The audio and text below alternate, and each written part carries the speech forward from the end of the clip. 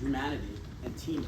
And I know these are three concepts that aren't necessarily put together, but I'm hopefully at the end of this conversation, you're gonna realize why they need to put together. So Rosemary and I went around and have done two massive transformations, some of the biggest transformations that were going on in the world at the time. Yeah. And companies don't merge, or don't get together, don't transform because of the data. And when you think of data monetization is all about how you actually get an ROI from your data. And there's internal, right? Profit, brand extensions, new products, but there's also external, right? You actually create a new business unit and you actually access capital markets. Now, why is that important? Because people will tell you the IP is actually starting to create infrastructures to fund data. Data wasn't an intangible asset, wasn't fundable on its own. However, an act just happened just recently, which was the 3 US airlines received $20 billion on the power of their loyalty data alone, which is excess from their operations. What does that mean? That meant that they doubled their valuation overnight because the capital markets gave them $20 billion and like 30 to 40% of the total asset value. So when you put that out, they doubled their value and they received $20 billion over that. And that's a structure now that we can use and is being used around the world to help you actually capitalize. So you're not capitalizing on PP&E anymore. You can actually capitalize on intangible assets, which, by the way, if you look at the intangible asset value of many of the largest companies in the world, you realize that the intangible asset value is greater than their tangible asset value. They're getting value out of things that really weren't getting value before, and it's starting to come. So we're going to surf a little bit for in front of the line right there. A quick point, so I did work with Congress on this, and they came out with a study that said intangible asset value is $5 trillion. So that's everything. Data is now, especially last decade, to even just increasing that. If data is gold, data is king, say what you want, but we have a lot of deals just on the data, as you're saying. Right, so the valuation of data monetization is fragmented. Right, there's so much data monetization going on right now that when you look at some of the valuations, they say, oh, it's growing at 20% year over year. Then when I looked at the underlying data and said, well, how are you valuing that? They're saying because the people who are selling the machines and the, your servers and the software for data monetization, that's going to be a 20% increase. And I'm like going, wait a second, that's like telling me the value of gold that's being mined in the world by telling me how much gold extract machines are being sold. It's ridiculous, right? There is so much more value than is being happened, and the actual capital markets are giving you that value, right? How is that also being manifested? Retail media channels, right? So now you're going to find out in the next 2 years that retailers, Walmart, Target, Costco, whoever, they're actually going to be worth more on their media channels than they are on running their operations. It's already occurring.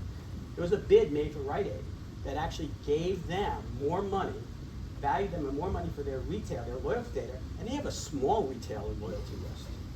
They have a small one, right? They have more value than their operations.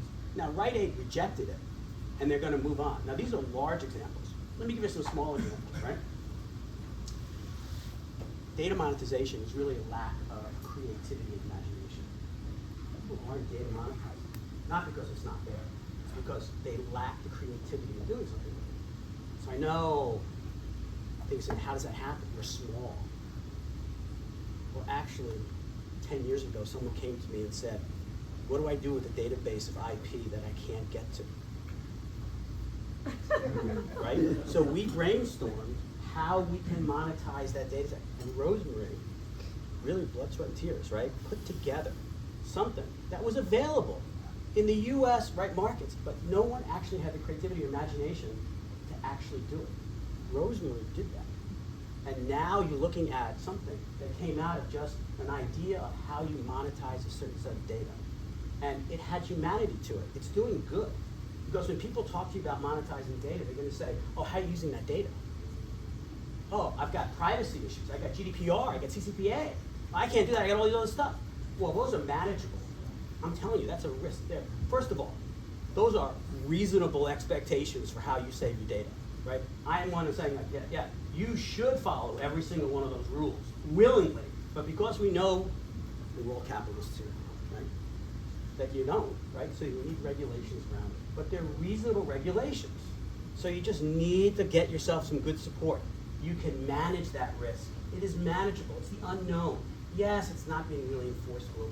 And so once people say, oh, once it gets enforced, I have a clear idea of how to do it. No, you can actually manage that risk really by just following good common ground. And humanity actually helps because people are willing to give their data away if you're helping them. If they feel like you're helping them, they will actually willingly sign that data away. Okay, so now I've got consent. I tell you, I have monetized data, right, to pharma, to all the big retailers. I was an IRI and launched new solutions for information resource groups, big competitor of Nielsen. I created billions of dollars of new data products that were sold to pharma and all the big retailers and all the big CPG companies. And people were like, how are you getting prescription data? How are you getting that kind of? Because we would feed back information to those users so that they can manage their own health. And boy, they were just willing to go, fine, I'll give you every prescription, I'll give you all my doctor, I'll give you that stuff if you're gonna help me manage my health. And you're gonna help me. So when you help people, which CIA is doing, right? People willingly actually do it. It's only when you actually violate that trust that you're getting to people. Just to jump in on Mary, what she mentioned before, wearable technology, it's a huge amount of the data is really the issue. It's just not the device itself, it's the data gathering and using that over a period of time. There's a great deal of value. We have a whole group focused on the privacy issues related to the data, because as you mentioned, the GDPR and California, other states, and I think technically it's difficult to separate the person from the data, even though a lot of people claim they can. But there's a lot of privacy issues around the data, and Google and everybody, and Right, but the fact that if you're really working with large data, I'm just going to go off script a little bit, right? Dealing with one person and trying to get to them is so wrong on so many different levels.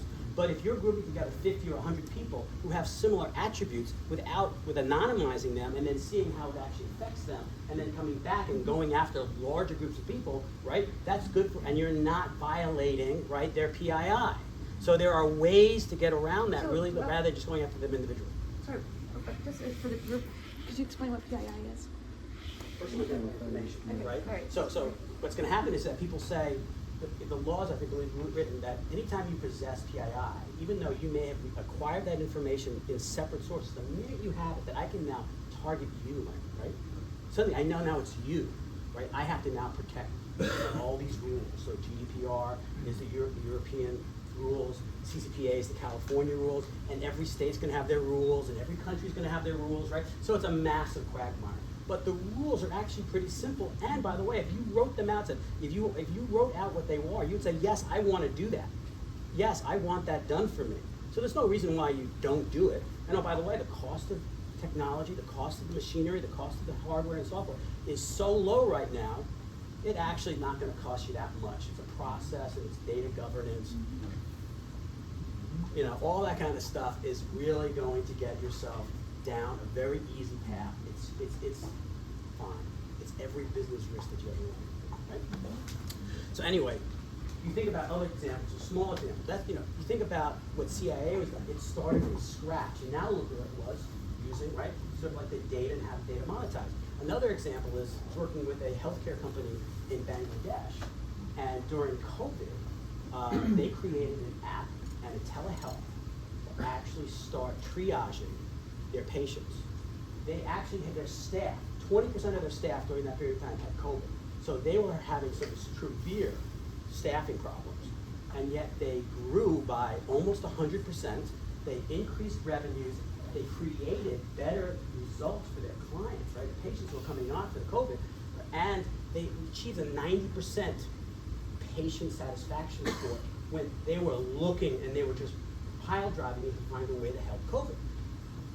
That's unheard of. I mean, think about it again. A company with less staff used their data to actually triage and stuff. So basically what they did was they segmented at the top of the funnel everyone who came in. They quickly put them into a place that helped them get to what they needed, and then they were able to bring the solutions to those people based on the way they were being triaged. well, I think almost every marketer at the top of the screen right now wants to do that. You just need information to help you segment and then put them in there. Right now, we go to websites, we don't know who we are, and we're being sold something and marketed what is being told on the website, not to what my needs are. If you actually had a little bit of my need of what I did, and you were able to customize it, you wouldn't be looking at 2% response rate. You wouldn't be looking at a 1% click-through rate. You're talking about 50 or 60% type of reactions, which is transformation. It's a lack of imagination. The data's out there.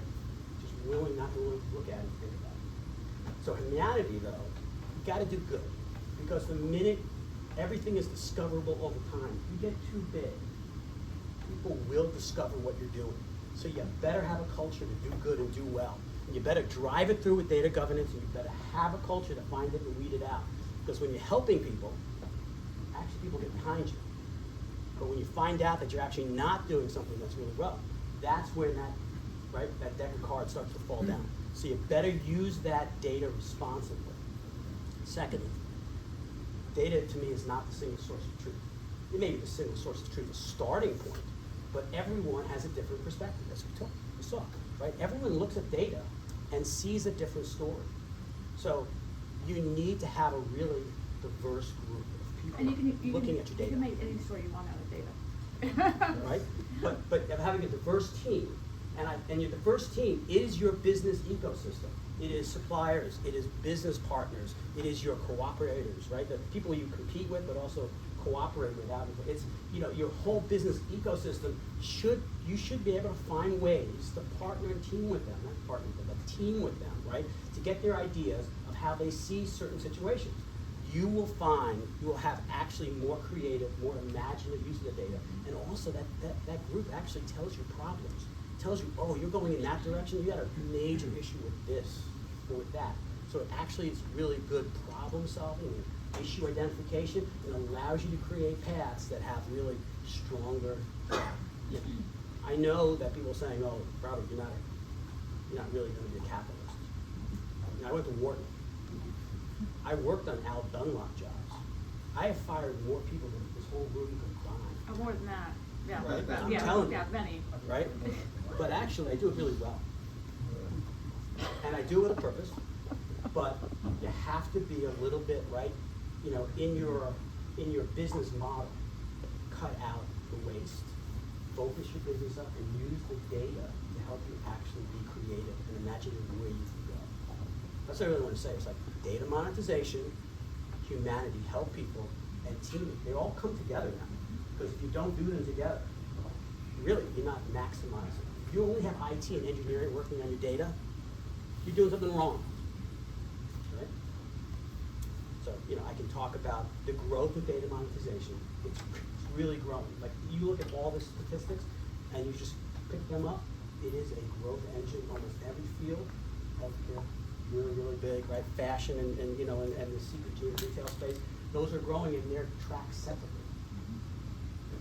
So how big is your company, Robert? And just me, right? I get involved. So you get involved in the deal sourcing kind of thing, or I do. The creative side? Yeah, because I help them actually monetize. You kind of have access to And you people bring who in are. other people as you need to. I work with a network of people, and I pull them in as I need to create sort of like these groups that I need to have. Just Awesome. use them.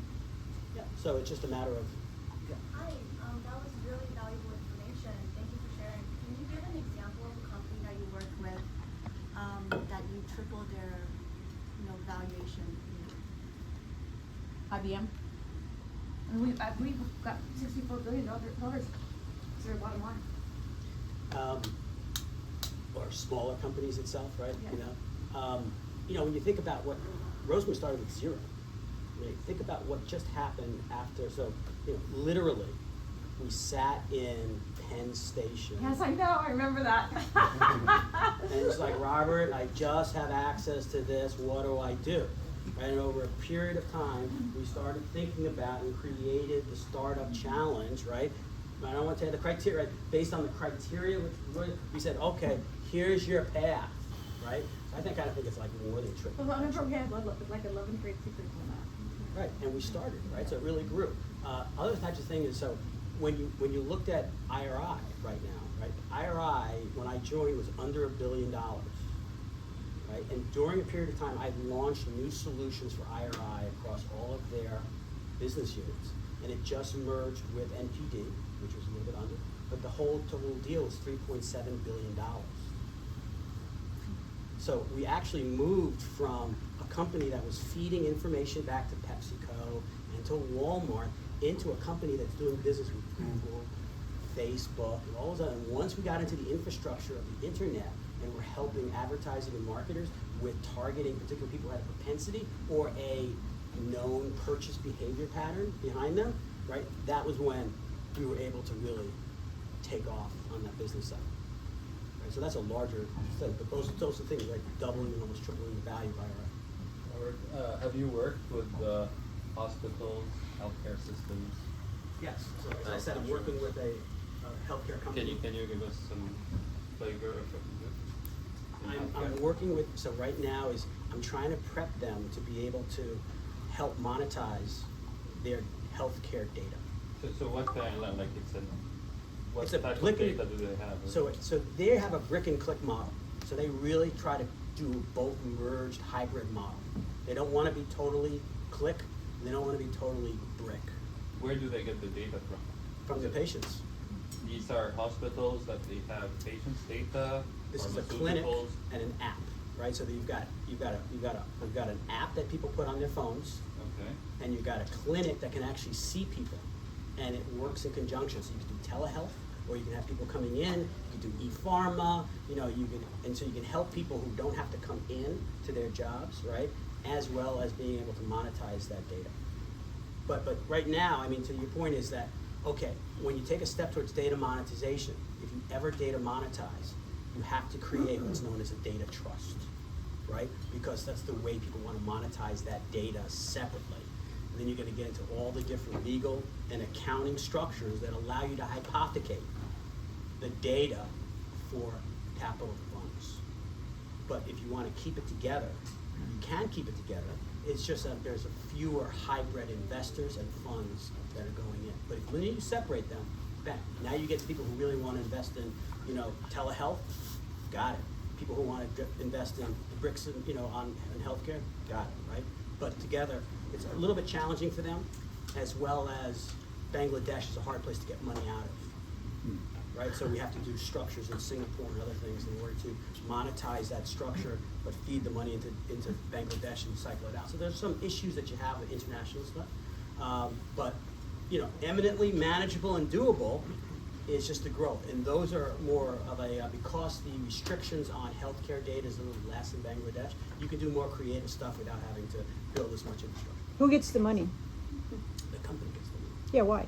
Why does the patient get some of the money? Because it's the patient's data. So that I'm teasing you a little bit, Robert, because that's what BIOS is going to do.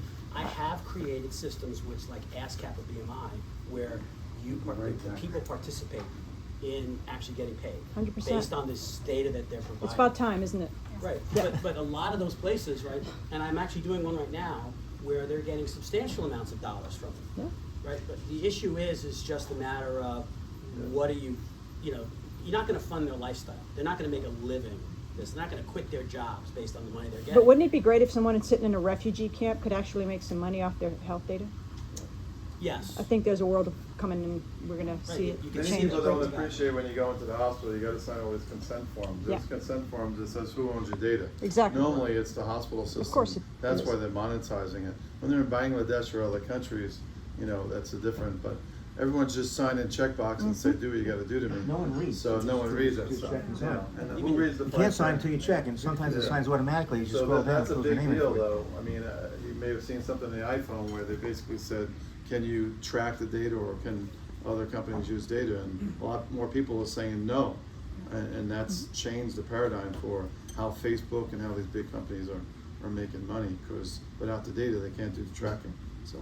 I do think in the future there will be funds that allocate a certain amount that gets, like a dividend, goes back to the people in the data. Well, we Oh, absolutely. BIOS is going to help with that. Yeah, but I'll But tell you there's about lots all of in a minute. companies come to us and say, can you kind of manage the data, break it, and then we'll work with groups of people, the engineers and then all the legal issues, because they're significant, And I don't think you need large networks. You need representative samples to be able to provide data back to people. So once you have a network, you can just carve out a representative sample, and then suddenly what you can do with it expands. So can I make a, sorry, can I make a suggestion? For the people who would like to speak with Robert, we're gonna take a 10-minute break, and we could, then everybody can pound on Robert. I'm so sorry about that, Robert. You know we're friends, but that way you can get up and walk around, get some coffee and get some water. I think we can talk about that topic forever. So very good. Yes. Woo-hoo. Thank you, Robert. And Henry sitting beside you, by the way, is also doing a lot of data work. That's why I said to him about the data governance. Yeah, I'm not gonna talk to you.